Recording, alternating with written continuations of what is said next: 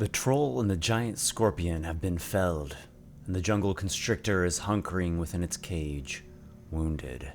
Eumelia takes lead of the situation. She knows there are potential sources of aid within the workshop. "Grey Spike!" shouts Eumelia. "The way ahead's no good. Come this way!" The Kashari warrior steadies himself and follows the alchemist in the silver mask. Kayamon makes a displeased frown, then falls behind Grey Spike. The freed captor, Axel, peers out of the cage, then carefully joins a few paces behind the dark scholar. As the party passes through the dungeon, a sickly-faced human man peers out from the slat in his cell door. "Please, let me free of this hell. Take me with you." Kayamon whispers to his allies in his native tongue of the desert. "I tell you that we should have this man take the front and test the way ahead." Eumelia frowns as before. "Why don't you take the front? I will give him a chance at freedom, just like us." Grey Spike only shakes his head. "This one is too ill. Leave him be." Eumelia dismisses her comrade's perspectives and unlocks the cell door. The man within is wearing a soiled tunic, and his skin is puffy and glistening with sweat. "Thank you. I am Lebanor." The party heads down the corridor towards the guard post that lies between the dungeon and the workshop. It had been occupied only by Grey Spike when Eumelia came to slay the jailer and free Kayamon. "The door is sealed," says Grey Spike. It is a sturdy door reinforced with iron studs and bands. "Damn it! Someone must have closed it after Gradrum's alarm sounded." Eumelia has the dead jailer's keyring, but the door does not seem to have any keyhole. "Can you break it down?" she asks. "Stand back." Grey Spike puts all his might into smashing open the door. He slips on a loose floorstone and nearly stumbles over. Steadying himself, he tries again. The Kashari warrior slams his foot against the reinforced door a number of times. It does not budge. A dull pain ripples through his ankle and he begins to breathe heavily. Eumelia commands him back. "Grey Spike, it will do us no good for you to hurt yourself on this door. We will find another way." Kayamon speaks up. "Give me a space. I will call the spirits of old." His companions pull back, and he invokes the ancient warrior once more. A ghostly form appears and sends a lance at the door. Again, he compels the spirit at his command. This time, the specter makes a crack in the door's staves. The dark scholar raises his voice and casts once more. His invocations raise ever more shrill and otherworldly, though his eyes grow bloodshot and his hands tremble. He continues to drive on the spirit warrior.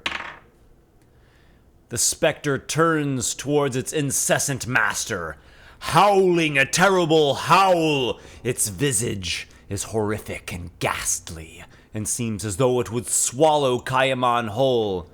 The dark scholar howls half in terror and half in madness. "You do not threaten me, slave! I am a servant of Kebroseth, king of the sunken pyramid, great one of old!" The spirit is rebuked so, and speeds away, howling. It blasts open the sealed door, as though a great wind, then is gone.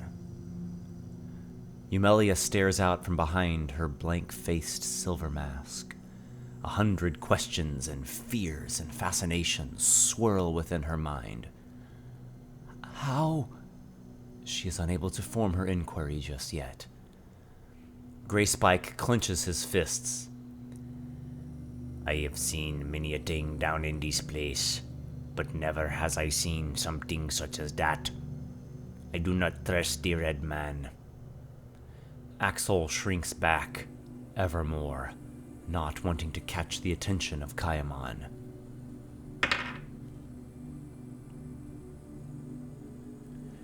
Lebanor looks back at Axel. Why are you scared?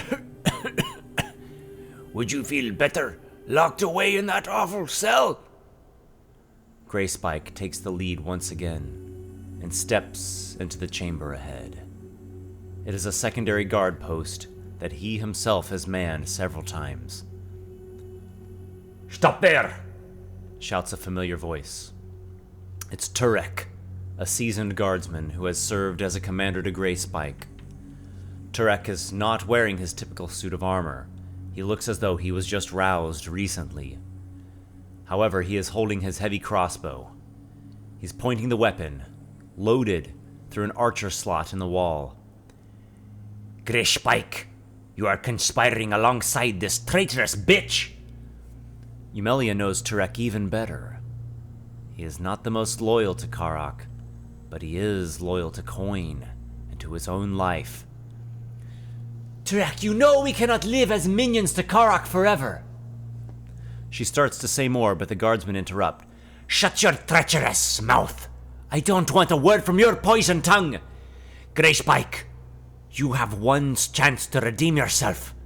Subdue the traitors! Greyspike shouts back. The Silver Lady shows me the way. My past, she will set me free. Turek grimaces. She is poisoning and twisting your mind. She is feeding you lies, Greyspike. You have no family. You came here as a slave. But now, you are so much more. Karaq is your savior. Defend your home against this traitor. The words strike a strange nerve in Greyspike. He is suddenly unsure of what is true and what is false. He looks into the eyes of Turek, then into the silver mask of Eumelia the alchemist. She was administering potions to him, but what were they? What were the visions and sensations he had been experiencing? Were they pieces of real memories, real emotions?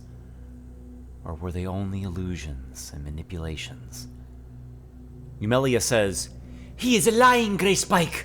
You had a wife, a daughter. They may still be alive. You had a life once. I will set you free. Turek raises his voice. She is the liar.